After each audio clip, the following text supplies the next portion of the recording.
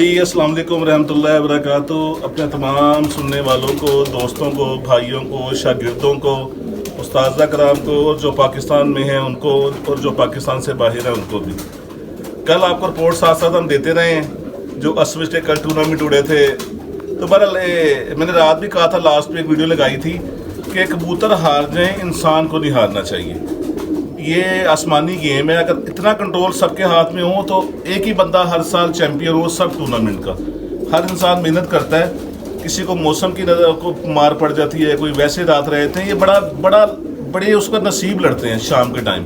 तो लिहाजा बड़ा अच्छा शौक हुआ, अच्छे कबूतर उड़े, कोई मसला नहीं है। दो नहीं बैठे, ये है कि वनडो में हम नहीं आ सके, जो सेमीफाइनल थे उनके फाइनल में आ गए हैं। एक नागेनगर वाला कप था, उसमें भी हम मौजूद हैं।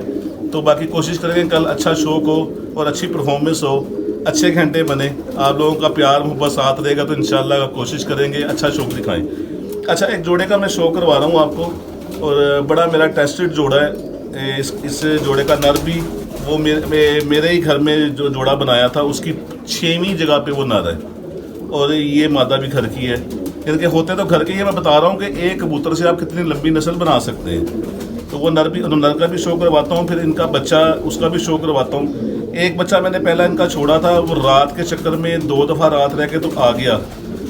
अब जब वो पूरा तैयार हो गया था तो मेरी गलती जाती, मैंने एक दिन उसको 5 बजे निकाल के उड़ा दिया, और वो खड़ा रह गया रात, और सुबह नहीं आया, क्योंकि बड़ा मुश्किल होता है।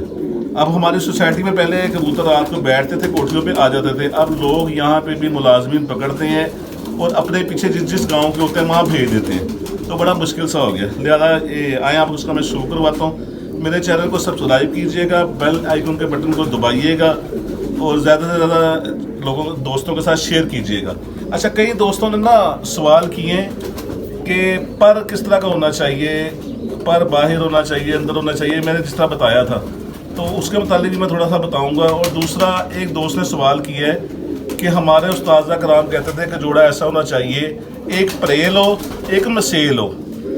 अब भाई मसेल की तो मुझे समझ नहीं आई, उन उस्ताज़ा कराम ने क्या कहा है। प्रेल की समझ आती है, हम अपने बड़ों से भी सुनते रहे कि प्रेल का मतलब है जितना ज़्यादा जत्तल, जितना ज़्यादा परों से भरा होगा, आपके हाथ में आए तो आपको लगे कोई सॉफ्ट चीज़ इस तरह परों से पकड़ लिए मैंने, वो तो प्रेल हो गया। मसेल जो लोग कहते थे, आगे मैंने पूछा, मैं कहा जी उन्होंने बताया नहीं, कहते नहीं बताया नहीं। तो फिर ऐसी उस्तादी का क्या फ़ायदा कि आप 2 लफ्ज़ कह देते हैं प्रेल और मसेल, और भाई उसे गाइड तो करो, ये मसेल है, ये प्रेल है। अब प्रेल तो मैंने आपको बता दिया कि प्रेल तो हम इसे कहते हैं। मसेल जो अगर उन्होंने कहा है ना, तो उसका ये है कि जिस तरह मैं भी कहता हूँ कि प्रेल कबूतर एक वो थोड़ा सॉफ्ट होता है, हसास, तो उसके साथ आप थोड़ा सॉलिड जिस्म कबूतर लगाएं, उसमें पॉइंट पूरे हों, बच्चे आगे बड़े ज़बरदस्त आएंगे, दोनों का मेल आ जाएगा, बच्चे बड़े ज़बरदस्त आएंगे। तो आए मैं इसका जोड़े का शो करवाता हूँ आपको।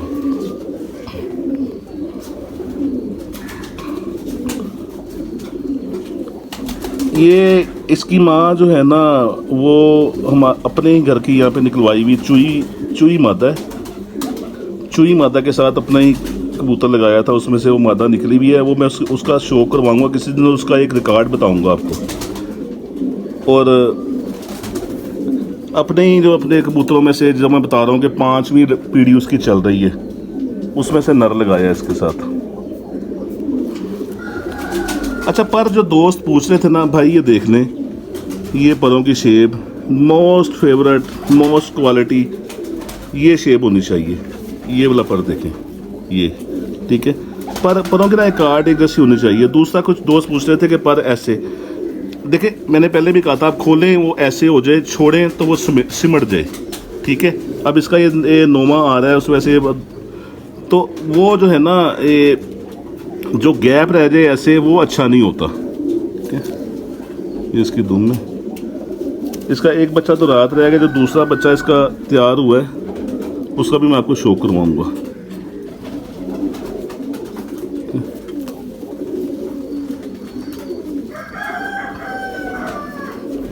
अच्छा, पंजों पे भी ना फोकस किया करें, पंजों पे भी फोकस किया करें। पंजों की ये जितनी बारीक हों उतना इनमें गूदा नहीं होना चाहिए, ठीक है। नाखूनों का कलर चेंज नहीं होना चाहिए। कबूतर का नस्ल के साथ ये भी बड़ा ताल्लुक़ है, सेम कलर होना चाहिए। चोंच और पंजों का सेम कलर होना चाहिए।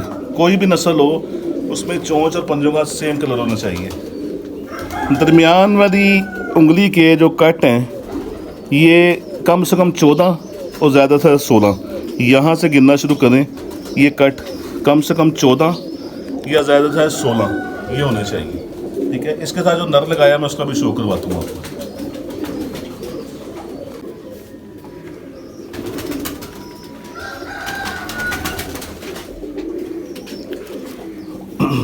अच्छा जी, ये वो नर है।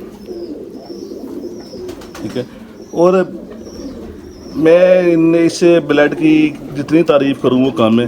अब जो ये मेरी कबूतरी फिरतों में भी शाम शाम बैठ रही है, मौसम ख़राब हो, जो कल भी 6 बजे बैठी है, जो मर्ज़ी हो, अब वो भी तो ब्लड है ना वो भी तो उसी जगह पे थी जहाँ पे 2 बाकी कबूतर थे। वो क्यों इतनी वफ़ादारी करती है मालिक के साथ। बाकी मौसम ख़राब होता है, वो बादलों से डर के आगे पीछे होते हैं, वो अपनी जगह छोड़ती नहीं। तो कबूतर होने ऐसे ही चाहिए।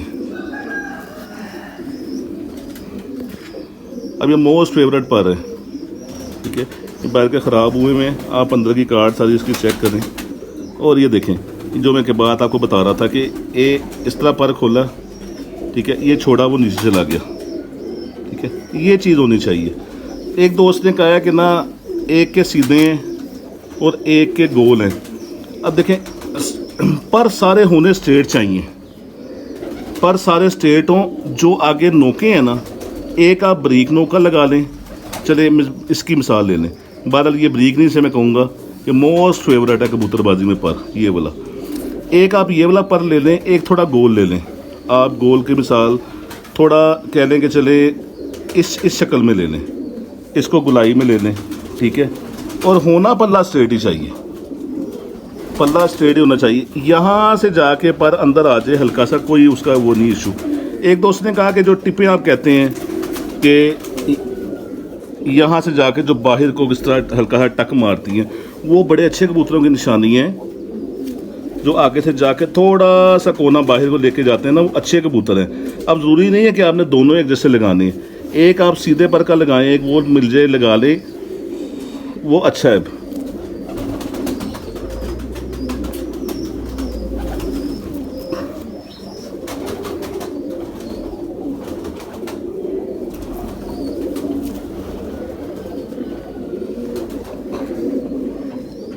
इसकी आँख का आपने नूर, इसकी पलक, इसकी ज़मीन, हर चीज़ चेक करनी है। और जो मैं बात कर रहा था, जो इसकी चोंच का कलर है ना, वही इसकी पंजों का कलर भी आया हुआ है। ठीक है, होने एक जैसे चाहिए। अब इसकी चोंच में जो सफ़ेदी नीचे है, ठीक है, ये नीचे वाली सफ़ेदी आई हुई है, पीछे की सफ़ेदी है, अलफनों का कह रहे हैं इसको। पंजों में भी यही है। अच्छा ब्लड जिसमें क्रॉस क्रूस ना हो, उसका चोंच और पंजों के साथ भी बड़ा, पंजों का मतलब पंजों के नाखून, उसके साथ बड़ा ताल्लुक है। चोंच और नाखून एक कलर के होने चाहिए। जहाँ गड़बड़ हुई समझे गंदा है, इसमें बहुत ज़्यादा क्रॉस है। और बड़े बड़े अच्छे नामी ब्रांडों के इस तरह के होते हैं, लिहाजा मुझे कोई वो उससे नहीं, मैं करता हूँ खुली बात। तो जो नए सीखने वाले, ये उनके लिए एक टिप है कि चोंच और नाखूनों का कलर भी सेम होना चाहिए। सफ़ेद हो तो सफ़ेद ही हो। स्लेटी अगर कबूतर है, उसका स्लेटी ही चोंच और स्लेटी ही नाखून होने चाहिए। तो बहरहाल आज इनके इसके बच्चे का भी आपको शौक करवाता हूँ।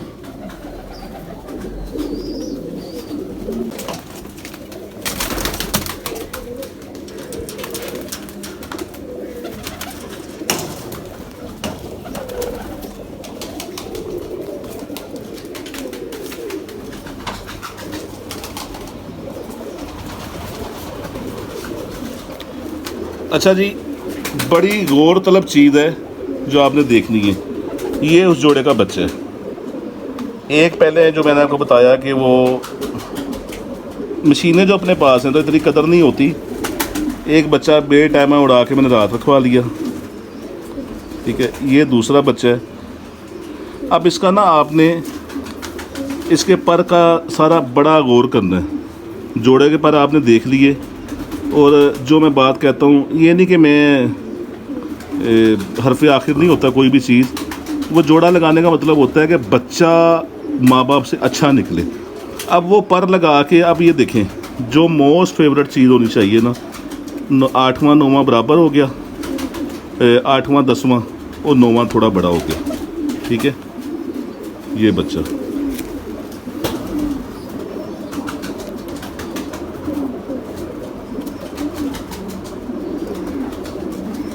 और ये इसको जो अक्सर दोस्त कहते हैं कमज़ोरी की वजह से वाइब्रेशन होती है, इसे बहुत कमज़ोरी है।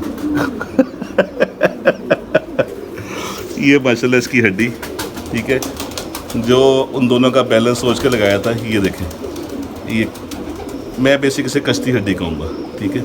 ये इस शक्ल में है, ये कश्ती हड्डी की शक्ल आ गई ये।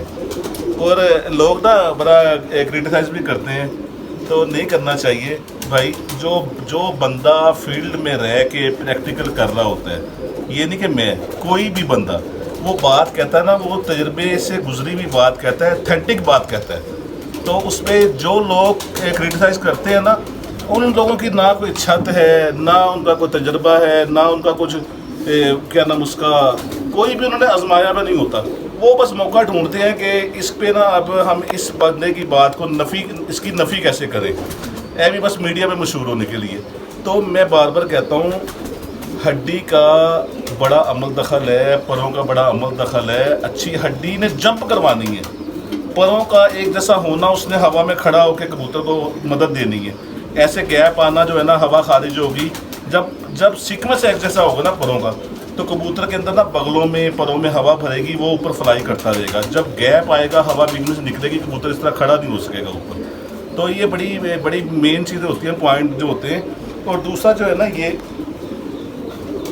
एक मेरे दोस्त ने कहा था कि एक पर गोल, भाई देखें, तीली चपटी यहाँ से थोड़ी मजबूत जाए, आगे जाके बारीक हो जाए। जो यहाँ से बारीक हो जाएगी वो भी अच्छा नहीं, और जितनी तीली में चमक होगी। अभी ये बच्चा है देखें, ठीक है, वो पेड़ ब्रीडिंग में जो कबूतर पड़े होते हैं ना, उनका थोड़ा रूप वो नहीं होता। अब ये बच्चा है, इसकी तीली में भी बचपन से बहुत चमक है, ठीक है। यहाँ से थोड़ी मजबूत चल रही है, आगे जाके ये ब्रीक होते ये इसमें फ्लेक्सिबल हो गए, ठीक है। तो ये चीज़ें देखा करें। और बुराई वो होती है जो यहाँ से तीली में गुलाई आना शुरू हो जाती है। यहाँ से तीली में जो गुलाई आना शुरू हो जाती है, वो मोटी भी होगी, यहीं से गोल होगी, वो बुराई है। ऐसे नहीं होना चाहिए। यहाँ जाके थोड़ा सा इस अंदर आ गया, वो कोई ऐसी बुराई नहीं है। कोशिश करें कि इस तरह ना हो। यूँ आप खोलें तो यूँ स्ट्रेट जा रहा हो, चाहे वो नोक वाला पर है, चाहे वो गोल पर है, पल्ला उसका स्ट्रेट जा रहा हो, ठीक है। ऐसे खोले आप, ऐसे छोड़ा, ऐसे समेट लिया उसने, 3-4 पर यूँ नीचे ले गया। ऐसे नहीं, ये 3-4 पर एक दूसरे के नीचे ले गया, जिस तरह ये, ठीक है। ऐसे खोला, एक जैसे आ गए, ऐसे छोड़ा, ये आ गया। तो कोशिश है, देखें, मैं सिर्फ कोशिश कर सकता हूँ आपको छोटे छोटे पॉइंट बता के। तो आपने जो है अमल आपने करना है। और दूसरा ये कि किसी को पूछने की इतना भाग दौड़ की ज़रूरत नहीं है। जो आपको अच्छा लगता है, जो आपको ये छोटे छोटे टिप्स से आपको थोड़ा इन्फॉर्मेशन मिलती है, आप पेड़ लगाएं। कभी किसी भी पेड़ के पहली झोल के ऊपर फोकस ना करें। पहली झोल गंदे से गंदे पेड़ की भी उड़ जाती है। आप जो है ना, जो फोकस करना है ना, उसकी तीसरी झोल, चौथी झोल, उस पर फोकस करना है कि उसकी कारकर्दगी कैसी है। काटने वाली भी वही होती है, दूसरी, तीसरी, चौथी, 5वीं ताकत में जोड़ा है 5वीं झोल, काटने वाली भी ये झोल होती है। पहली झोल ना कभी काटें और ना कभी उसके अच्छी परफॉर्मेंस पे यकीन करें, ठीक है। और मेरा ख्याल आज के लिए इतना काफ़ी है। और आपका बहुत शुक्रिया फिर वही आपका पसंद करने का। और मैं कोशिश करता रहूँगा कि आप जो भी जितने भी यंग हैं, सीनियर को तो नहीं मैं कहता, वो मेरे सीनियर हैं सारे, लाहौर में भी, पाकिस्तान से बाहर भी, पाकिस्तान में भी, सब मेरे सीनियर हैं। ये जितने यंगस्टर हैं उनके लिए कि कोई ना कोई उनको इन्फॉर्मेशन मिलती रहे। तो लिहाजा मेरे चैनल को सब्सक्राइब कीजिएगा, बेल आइकन को बटन को दबा दीजिएगा, दोस्तों के साथ ज़्यादा से ज़्यादा शेयर कीजिएगा। इंशाल्लाह आपसे फिर नेक्स्ट वीडियो में मुलाकात होती है। अस्सलाम वालेकुम रहमतुल्लाहि व बरकातहू।